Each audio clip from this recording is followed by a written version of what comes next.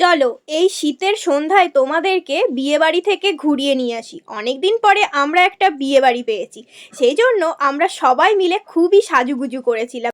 আমি একটা deep purple কালারের সালোয়ার পরেছিলাম আর সোয়েটার তো সবাই পরেছিলাম, যা বাইরে ঠান্ডা।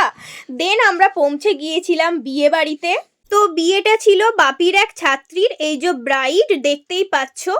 আর তারপরে আমরা একটু খাওয়া দাওয়ার দিকে চলে গিয়েছিলাম। আমি পকোড়া খাচ্ছিলাম, হাতে করেই তুলে নিয়েছি।